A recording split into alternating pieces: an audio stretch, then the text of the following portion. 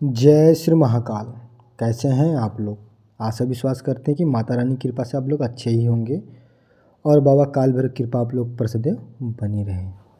आज मैं आप लोगों के लिए बहुत ही प्रचंड मंत्र लेकर आया हूँ।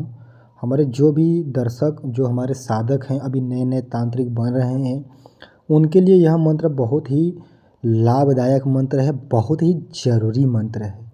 हमारे जो अघोर पंथ में आ रहे हैं और हमारे जो दर्शक और साधक हैं वो अघोर पंथ का अर्थ नहीं जानते हैं कि अघोर पंथ होता क्या है। कुछ दर्शक हमारे कमेंट करते हैं, कुछ हमारे साधक भी कमेंट करते हैं कि गुरुजी आप तो शराब वगैरह भी चढ़ाते हैं और देखते हैं कि बलि विधान भी आप करवाते हैं, तो इसका क्या महत्व है। तो मैं आपको एक बात बता देना चाहता हूँ कि देखो, जितनी भी शमशानी क्रियाएं होती है वो एक अघोर पंथ के द्वारा ही होता है। और जिसका यह अर्थ होता है कि अघोर का मतलब क्या होता है? अंधकार। ठीक है, अघोर का मतलब होता है अंधकार। ठीक है, यानी कि अंधकार, यानी हमारे जीवन में जो अंधकार रूपी जीवन है, ठीक है, उसको हमको ब्रह्म की तरफ लगाना, यानी ब्रह्म यानी भगवान की तरफ लगाना।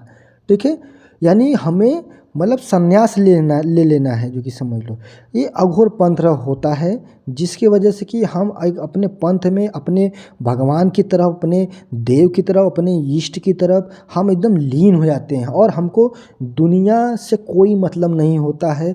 हमें वैराग्य चढ़ जाता है, यानी भगवान का एक ऐसा हमको नशा हो जाता है कि हमको बस सिर्फ प्रभु चाहिए तो चाहिए, हमको प्रभु का दर्शन ही चाहिए तो चाहिए। और दुनिया के जितने भी मोह माया होते हैं, घर परिवार रिश्ता जितना होता है, हम लोग त्याग कर सिर्फ शमशान में रहना ही पसंद करते हैं। ठीक है, तो वह लोग होते हैं अघोरी।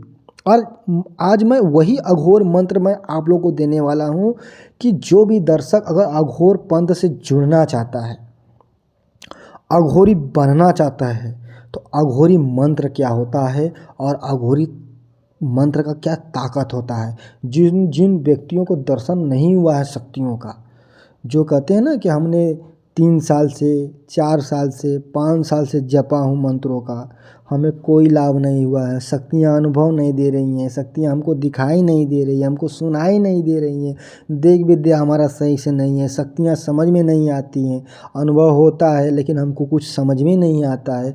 तो उन लोगों के लिए मैं बता देना चाहता हूँ, आज मैं इसलिए मैं दे रहा हूँ यह मंत्र, ताकि हमारे एक दर्शक हमें डायरेक्टली कॉल करके यह मंत्र मांग रहे थे, लेकिन हमने कहा कि मैं यह मंत्र मैं जन कल्याण के लिए सभी लोगों को देना चाहता हूं, ताकि कि हमारे जितने भी दर्शक हैं और हमारे जितने भी साधक हैं, यह मंत्रों का वह काफ़ी ज़्यादा जो कि लाभ उठाएं अपने जीवन में, जिसकी वजह से वह तंत्र मंत्र के क्षेत्र में बहुत ही आगे चले जाएं।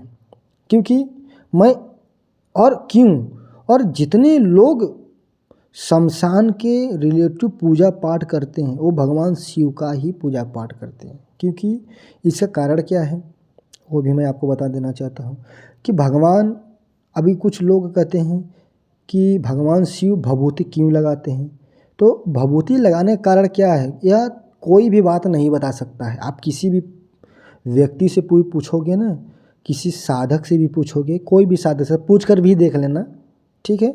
लेकिन मैं जो आपको बात बता रहा हूँ कि भगवान शिव शमशान में जो भभूति होता है वो क्यों लगाते हैं, यह आप लोगों को पता भी नहीं होगा। लेकिन मैं आप लोगों को बता देना चाहता हूँ कि देखो, ताकि कि आप लोगों को जानकारी हो। लेकिन आप लोग एक बार ज़रूर पूछना, बड़े से बड़े महात्माओं से भी पूछ लेना कि शंकर भगवान जब शमशान में बैठते थे तो वह मसान के राख को अपने माथे पर और अपने पूरे शरीर में भस्मी क्यों रमाते थे, उसका कारण क्या है, उसके पीछे कारण क्या है, यह कोई तांत्रिक नहीं बता सकता है।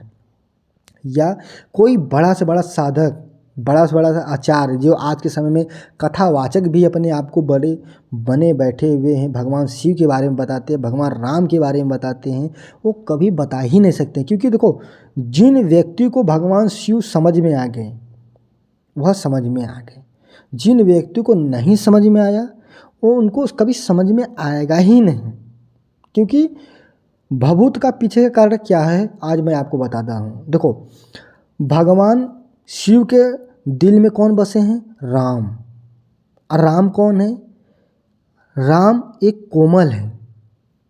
किस का देवता है? कोमलता के देवता हैं, ठीक है। और शिव, अब इसका शिव यानी रामेश्वरम, मतलब रामेश्वरम का अर्थ क्या होता है जानते हो? राम अलग, राम प्लस स्वर मतलब रामेश्वर, ठीक है। ये इसमें देखो संधि आएगा जो कि समझ लो, लेकिन आप लोग समझ सकते हो रामेश्वरम। रामेश्वर का मतलब यही होता है जो कि समझ लो कि राम भगवान जो कि मतलब बड़े हैं, और राम जो कि भगवान शिव के देवता हैं, और शिव जो कि भगवान राम के देवता हैं। यानी शिव के दिल में राम बसे हुए हैं और राम के दिल में भगवान शिव बसे हुए हैं, और शिव में राम बसे हुए हैं। क्योंकि एक चौपाई भी आता है जो कि समझ लो कि अब हनुमान जी, जो हनुमान जी हैं, हमारे हनुमान जी महाराज जो बालाजी महाराज हैं, वो माता सीता को देखते हैं कि एक थोड़ा सा सिंदूर अपने मांग में भरती हैं, तो भगवान हनुमान जी पूरे शरीर में जो कि तिलक जो कि सिंदूर लगाकर जो कि भगवान राम को के सामने खड़े हो जाते हैं।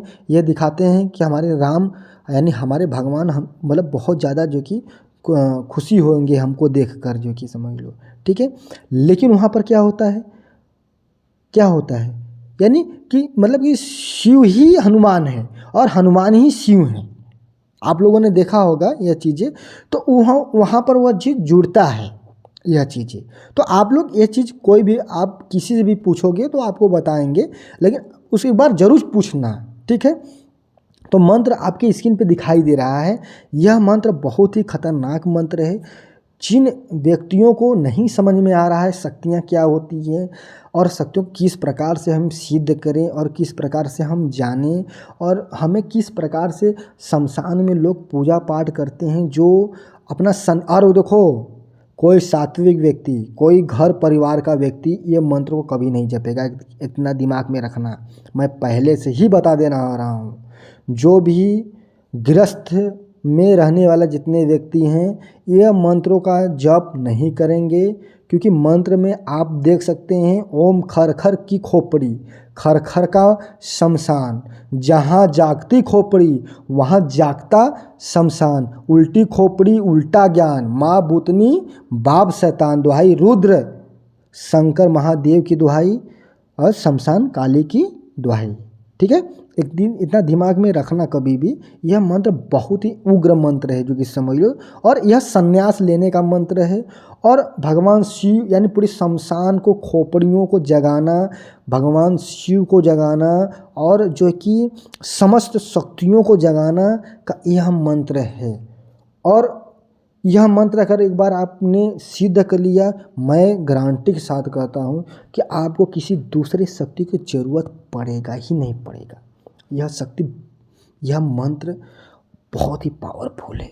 कैसा भी भूत हो, कितने से बड़ा भूत हो, जो कि समझ लो अपने आप के कितने भी देवी देवताएं हो, ब्रह्म पिचास क्यों न हो, कैसा भी हो, एक बार जहाँ मंत्र पढ़कर फूंक दोगे उसके ऊपर ना, भूख चिल्लाते हुए भागेंगे।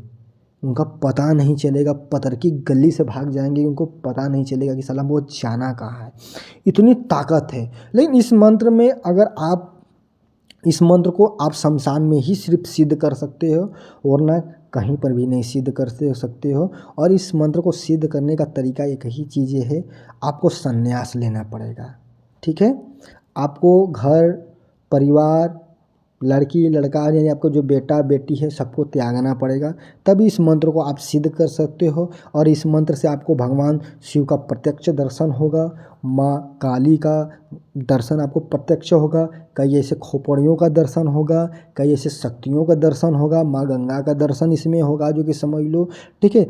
आपको मतलब कहा जाता है जो कि समझ लो आपको ब्रह्म ज्ञान हो जाएगा, ठीक है। आप पूरे इस पृथ्वी का ब्रह्म ज्ञान आपको प्राप्त हो जाएगा, और आप किसी भी हालात में जो कि आप बहुत ही शक्तिशाली जो कि बन जाएंगे, जिसकी वजह से कि आप दुनिया को अपने कब्जे में भी कर सकते हो इस मंत्रों के द्वारा। कैसा भी वशीकरण, मारण, उच्चाटन, विद्वेष, आकर्षण, वशीकरण, षष्ठकर्म की सभी कार्य आप इस मंत्रों के द्वारा कर सकते हो। लेकिन यह मंत्र मैं जो आपको दे रहा हूँ, और हमारे चैनल को जो सब्सक्राइब नहीं किया है तो सबसे पहले हमारे चैनल को सब्सक्राइब करें, लाइक करें और कमेंट करें और शेयर करें। फिर हम आपसे मिलेंगे, तब तक के लिए जय श्री महाकाल।